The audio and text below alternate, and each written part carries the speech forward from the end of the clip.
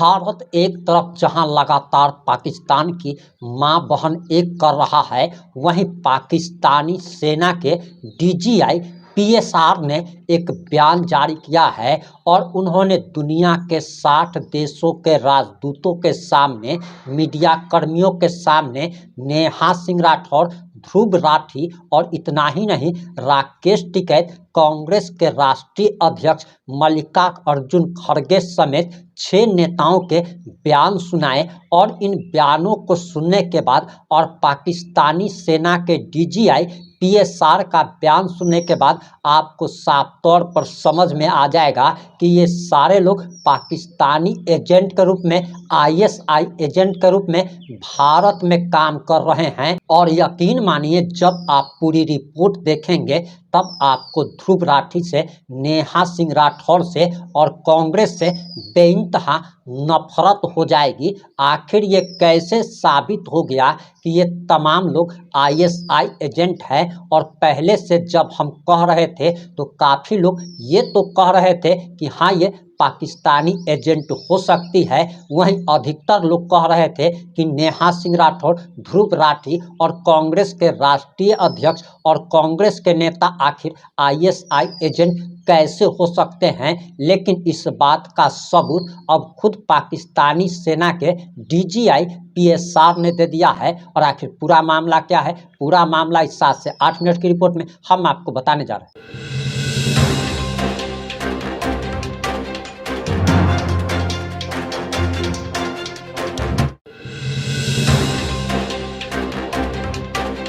नमस्कार, मैं प्रिंस कुमार सिंह और आप देख रहे हैं पॉजिटिव इंडिया। अगर अभी तक आपने चैनल को सब्सक्राइब नहीं किया है तो खबरों से अपडेट रहने के लिए कृपया चैनल को सब्सक्राइब कर लीजिए। और जो लोग भी ऑलरेडी कर चुके हैं उन तमाम लोगों को सहृदय धन्यवाद। अब वापस आते हैं अपनी खबर पर और हम आगे आपको तमाम बातें बताएंगे। लेकिन आखिर पाकिस्तानी सेना ने अब कैसे इस बात का सबूत दे दिया है कि नेहा सिंह राठौर, ध्रुव राठी और कांग्रेस अध्यक्ष ये तमाम लोग उसके आईएसआई के एजेंट हैं। सबसे पहले आप जरा यह वीडियो देखिए।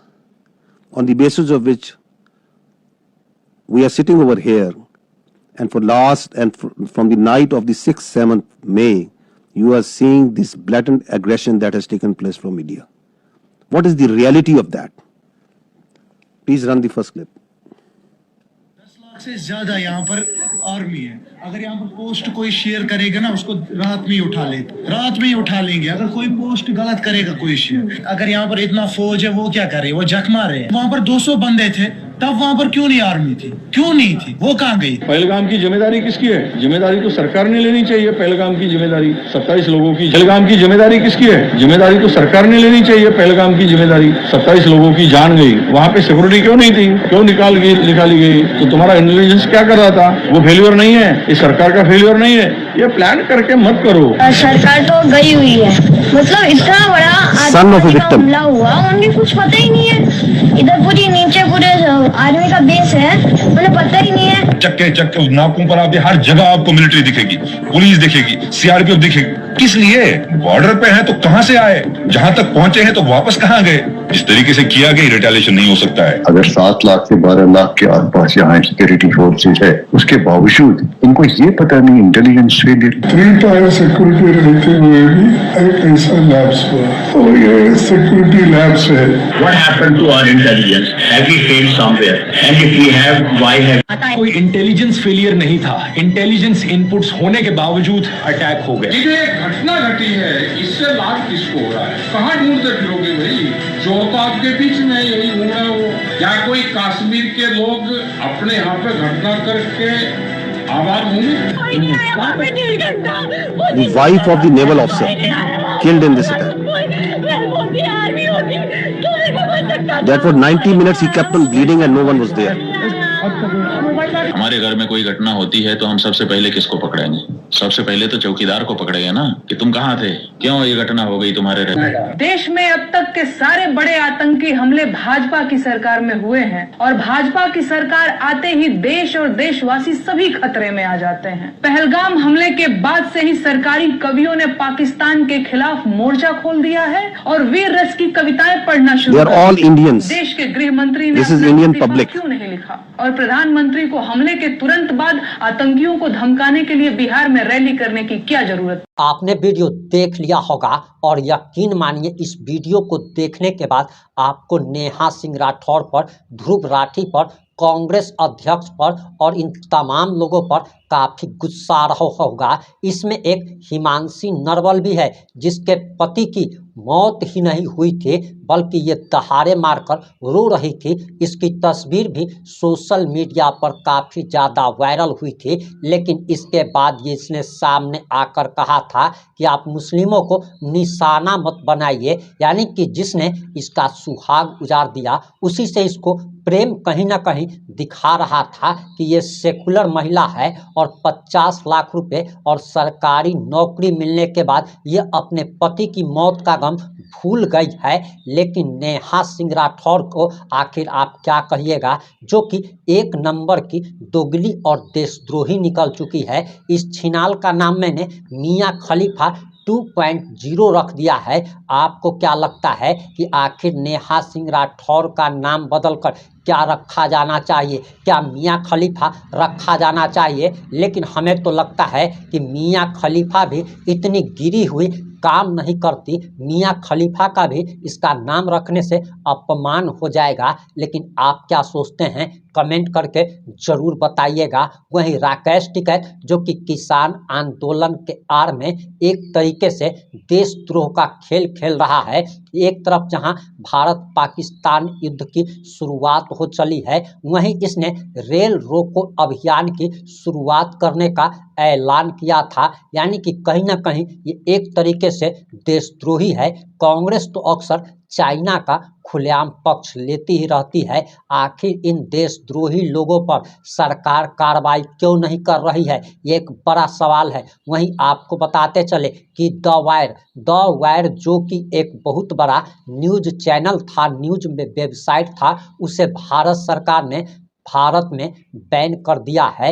लेकिन नेहा सिंह राठौर, ध्रुव राठी जैसे लोगों का चैनल सरकार क्यों नहीं बंद कर पा रही है, ये सबसे बड़ा सवाल है। वहीं आपको बताते चले कि पाकिस्तानी प्रधानमंत्री का भी बयान सामने आ गया है और यकीन मानिए पाकिस्तानी प्रधानमंत्री का बॉडी लैंग्वेज देखकर और उसका बयान सुनकर आपको काफ़ी हंसी आने वाली है।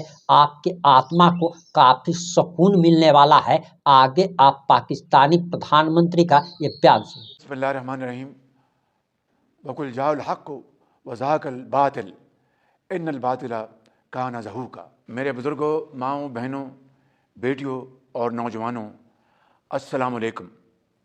गुज़श्ता रात भारत ने जारियत करके जो फाश गलती की उसका खमियाजा अब उसे ज़रूर भुगतना होगा। शायद वो समझ बैठे थे कि हम पीछे हट जाएंगे, लेकिन वो ये बात भूल गए कि ये अल्लाह ताला के फज़ल व करम से बहादुरों की कौम है जो अपने अज़्म में फुलादी है, जिसके सपूतों ने ख़ुद को मैदान जंग से निखारा है, जो अपने वतन की इज़्ज़त और हिफाजत के लिए खून के आखिरी कतरे तक लड़ने के लिए तैयार है।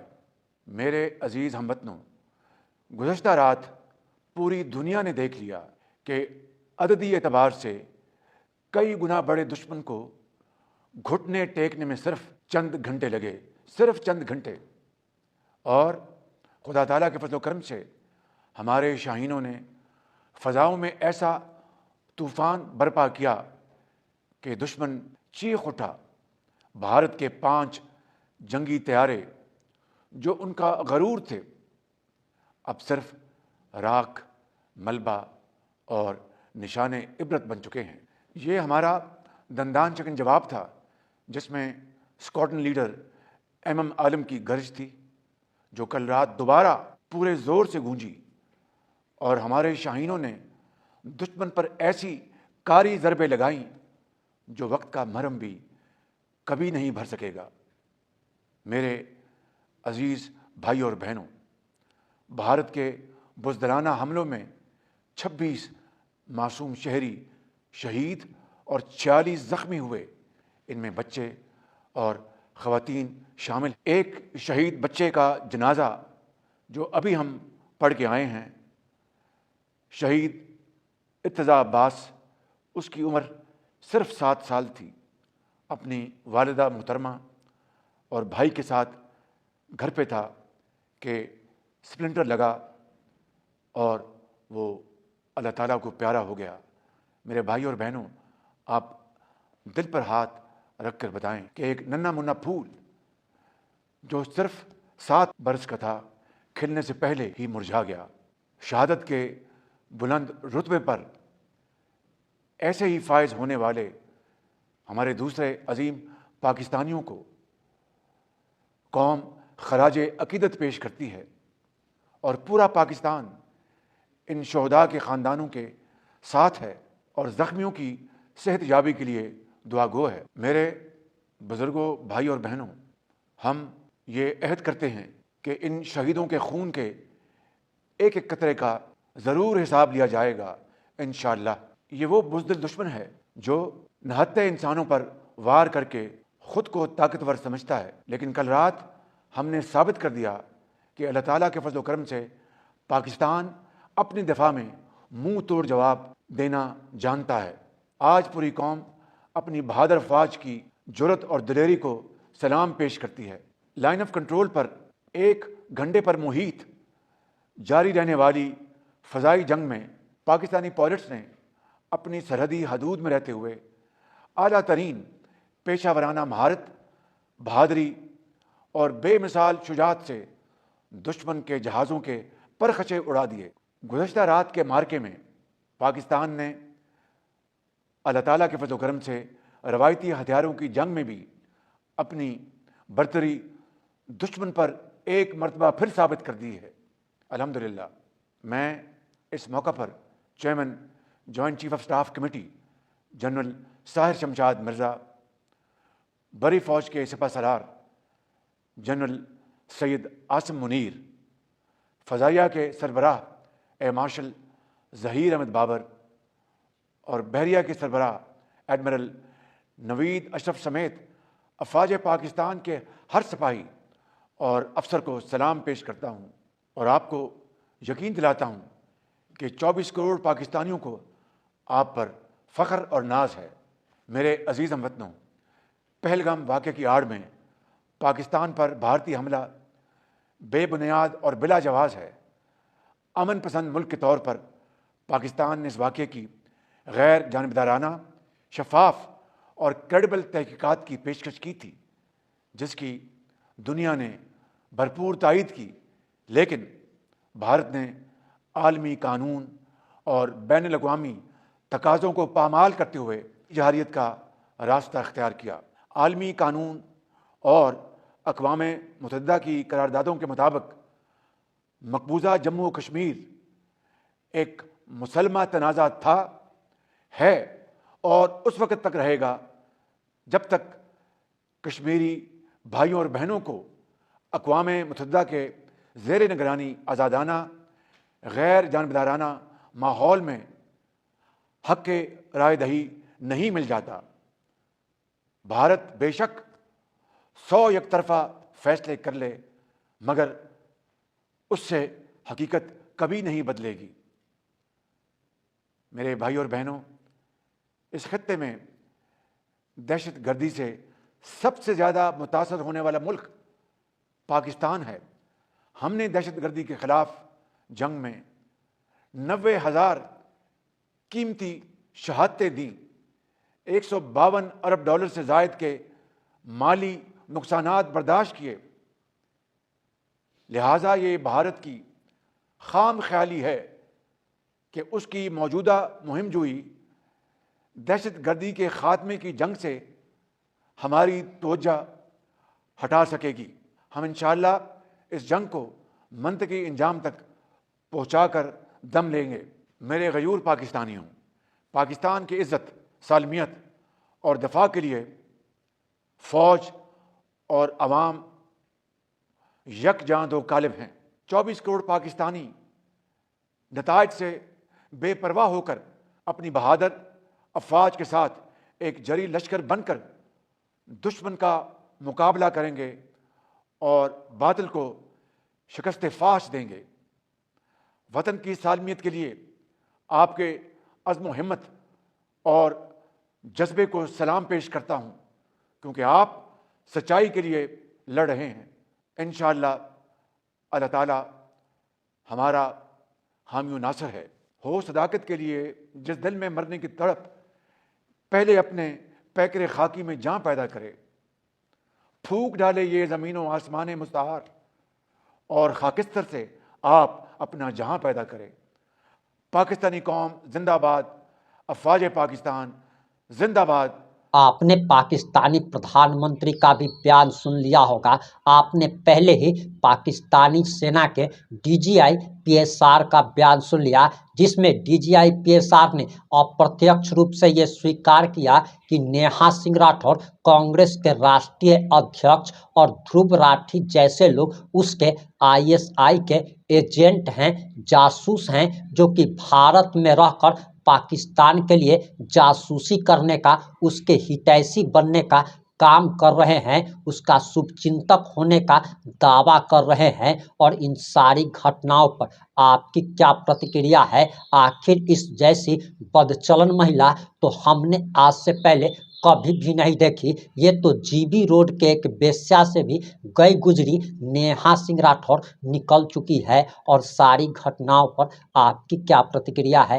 अपनी प्रतिक्रिया जरूर दीजिएगा। जुड़े रहे हमारे साथ। जय हिंद, जय भारत।